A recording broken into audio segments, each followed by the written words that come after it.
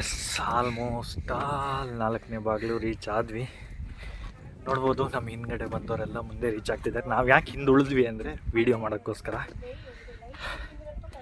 ನೋಡಿ, ನಾಲ್ಕನೇ ಬಾಗಿಲು ದಾಟ್ತಾ ಇದ್ದಂಗೆ ನಿಮಗೆ ಗರುಡ ಗಂಬ ಕಾಣ್ಬೋದು. ಅಲ್ಲೊಂದು ದೇವಸ್ಥಾನ ಇದೆ, ಬನ್ನಿ ತೋರಿಸ್ತೀನಿ. ನೀವು ಇಲ್ಲಿ ನೋಡ್ತಿರ್ಬೋದು, ನಾಲ್ಕನೇ ಬಾಗಿಲು ದಾಟ್ತಾ ಇದ್ದಂಗೆ ಒಂದು ಶಿವನ್ ಟೆಂಪಲ್ ಇದೆ ಆಯಿತಾ. ಎಷ್ಟು ಅದ್ಭುತವಾಗಿದೆ ಅಂದರೆ ಸಿಕ್ಕಾಪಟ್ಟೆ ಅದ್ಭುತವಾಗಿದೆ. ಬಟ್ ಇದೇನು ಅಂದರೆ ಆಗಲಿಂದ ಏನೂ ಪೂಜೆ ಇಲ್ಲದೆ ಏನೂ ಇಲ್ಲದೆ ಅಷ್ಟು ನೀಟಾಗಿಲ್ಲ.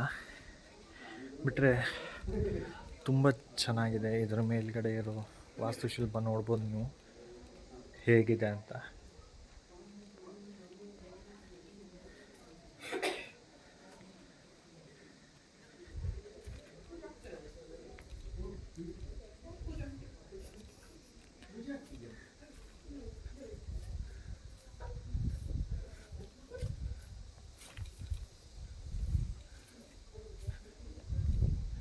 ಮಾತ್ರ ಅಲ್ಲದೆ ಇಲ್ಲಿ ನೋಡಿ, ಇಲ್ಲಿ ಗೋಡೆಗಳ ಮೇಲೆ ಕೂಡ ವಾಸ್ತುಶಿಲ್ಪ ಇದೆ ಸುತ್ತ ಕಾಂಪೌಂಡ್ ಮೇಲೆ.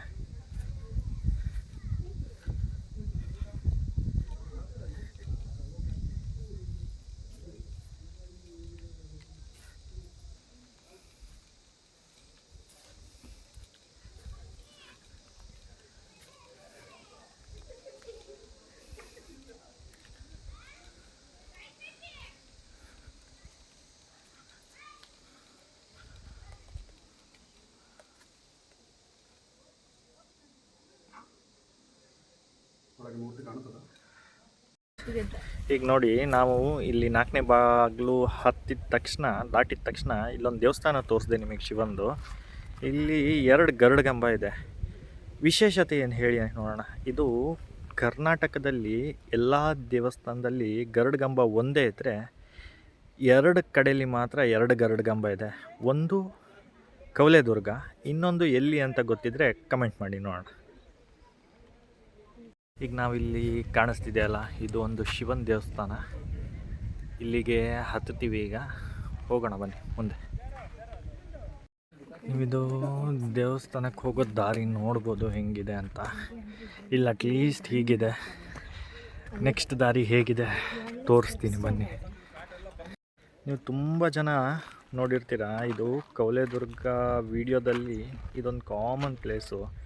ಫೋಟೋ ಶೂಟ್ ಮಾಡೋಕ್ಕೆ ಎಷ್ಟು ಸಖತ್ತಾಗಿ ಬರುತ್ತೆ ಅಂದರೆ, ತುಂಬ ಜನದ್ದು ಯೂಟ್ಯೂಬ್ ವಿಡಿಯೋ ಆಗಲಿ ಇಲ್ಲ ಇನ್ಸ್ಟಾ ವಿಡಿಯೋ ಆಗಲಿ ಈ ಪ್ಲೇಸನ್ನು ತುಂಬ ಜನ ನೋಡಿರ್ತೀರ. ಈ ಪ್ಲೇಸ್ ಬಂದುಬಿಟ್ಟಿರೋದು ಇದೇ ದೇವಸ್ಥಾನದ ಕೆಳಗೆ. ಈಗ ನಾವು ಈ ದೇವಸ್ಥಾನದ ಹತ್ರ ಹೋಗ್ತೀವಿ. ಹೆಂಗೆ ಹೋಗ್ತೀವಿ, ಇದು ರೋಡಿಲ್ಲ, ಹಿಂಗೆ ಬಂಡೆ ಹತ್ಕೊಂಡೇ ಹೋಗಬೇಕು. ನೋಡೋಣ, ಹೋಗೋಣ ಬನ್ನಿ.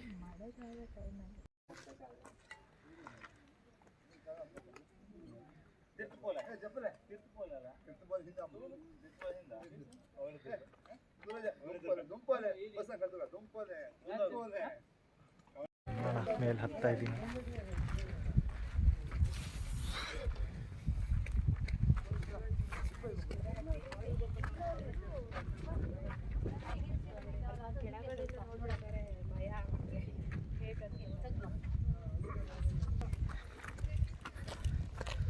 ವ್ಯೂಸ್ ನೋಡ್ಬೋದು ಎಷ್ಟು ಸಖತ್ತಾಗಿದೆ ಅಂತ. ಹಂಗೆ ಬಂದರೆ ನಾವು ಫೈನಲಿ ಬಂದ್ವಿ ದೇವಸ್ಥಾನದ ಹತ್ರಕ್ಕೆ. ಫೈನಲಿ ನಾವು ಕೋಟೆ ತನಕ ಹತ್ತಿದ್ವಿ. ಅಂದರೆ ಕೋಟೆ ದೇವಸ್ಥಾನ ತನಕ ಹತ್ತಿದ್ವಿ.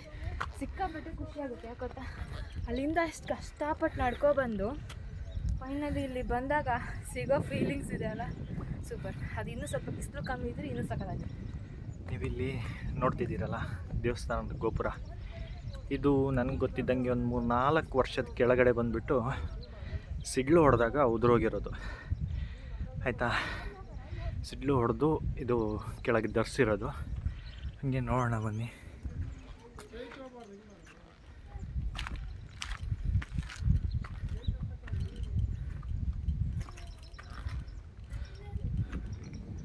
ನೀವು ನೋಡ್ಬೋದು, ಇದೊಂದು ದೇವಿ ದೇವಸ್ಥಾನ.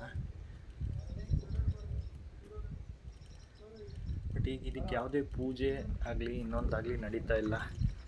2 ವರ್ಷಕ್ಕೊಂದು ಸರಿ ಜಾತ್ರೆ ಆಗುತ್ತೆ ಕವಲೇದುರ್ಗದ್ದು. ಆ ಟೈಮಲ್ಲಿ ಏನೋ ಮಾಡ್ತಾರೇನೋ ಗೊತ್ತಿಲ್ಲ.